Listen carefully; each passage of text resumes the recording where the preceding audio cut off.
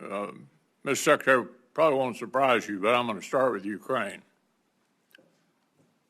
And I'm going to ask you a series of questions, but I don't want you to linger on any one of them, but answer the series of questions in one answer.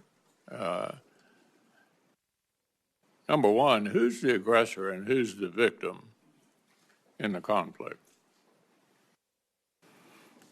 Russia's the aggressor. Which side do you want to win? As we've said time and time again, this president is committed to peace in that conflict. Ultimately, peace serves our national interests, and we think the interest of both parties, even if that outcome will not be preferable to many in this room and many in our country. Which side is President Xi pulling for? Well, as was stated by both of you, we obviously understand, unfortunately, under this administration and the policy, under the previous administration and the policies they pursued, it has driven Russia and China closer together. So there's no doubt that China would prefer that Vladimir Putin have a good outcome. But it would also prefer a prolonged conflict that would keep us and other countries tied down and incapable of paying attention to the malign influence of China elsewhere. One thing I'm sure we agree on is we don't want a headline at the end of this conflict that says Russia wins and America loses. And given the fact that all of our adversaries are communicating with each other, that's extremely important if we're going to continue to play the role in the world that the vast majority of members of Congress think we should still play, particularly now that our adversaries are more significant than they have been since the Berlin Wall came down. With regard to the money we're spending, what's the return on the investment of our security assistance to Ukraine? Senator, I would just say, given the approach of President Trump, that's not the headline, regardless. The previous administration, under the Obama administration, Crimea was invaded, and we gave them blankets. Under President Trump, during his first term, he gave the Ukrainians javelins, and the Russians did not invade. Under Biden, the Russians did invade, and aid was slow-walked incompletely, and as a result, it became a gridlock. Thankfully, the javelins that President Trump provided actually stalled the Russian advance. Now here we are at a place where Vladimir Putin knows that President Trump is strong.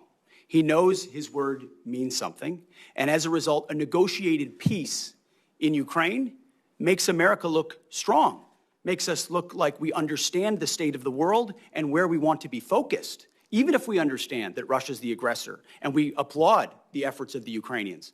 There is a moment where you have to recognize what exists on the battlefield and that a better outcome is a negotiated peace to stop the killing and stop the slaughter. And our budget reflects that perspective. If I may, Mr. Secretary, I'm not here to defend the previous administration. They were completely inadequate anyway. And I think you could make an argument that the precipitous withdrawal from Afghanistan was like a green light to Putin. But we are where we are. And beating up the past is not a plan for going forward to the future. What has benefited the United States, I think you would agree, 38 different states have produced weapons or parts of weapons out of the money that the Ukraine supplemental package passed last year. 2 new members of NATO now increased spending by virtually all of our NATO allies, which President Trump deserves part of the credit for encouraging that. Vladimir Putin probably guaranteed it would happen. Everybody seems to be moving in the right direction. And then they look at us and wonder whether we're in the midst of brokering what appears to be allowing the Russians to define victory. I think victory is defined by the people that have to live there, the Ukrainians. And I don't think they're going to ever conclude that victory means basically adopting the Russian views on all this. So what do you make of what the Russians are up to? They don't seem to me to be too interested in talking. We want to talk. They seem to be increasing the war. What's your take on that? Well, no one's adopting views, sir. I would say that the budget reflects the reality that Europe needs to step up more for the defense of its own continent. And President Trump deserves the credit for that. In his first term, in this term, we're about to go to The Hague, where we hope most European NATO countries are going to commit to a 3.5, 1.5 to total of 5% defense spending, which was inconceivable before President Trump. And he has set the standard that America can't be everywhere all the time for everybody. And if you're a European country, you cannot freeload off of the United States in perpetuity. You are our allies and our friends, and we will stand with you, but you need to stand up in times of peace and in times of war. And this budget reflects that it's long overdue Europe does more, and that we be strategic about the outcome there, even if it's not preferable for all parties, so that our focus can turn, as was mentioned by everybody thus far, to the Indo-Pacific and our pacing threat, while Europe ensures peace on that continent. And so the budget is meant to reflect that reality. It includes hard choices. But that's been one of the things we're trying to do in this Defense Department, is make some of those hard choices alongside President Trump. Yeah, the only thing I would say to conclude this before turning over to Senator Coons, relitigating the past, it seems to me, is not helpful.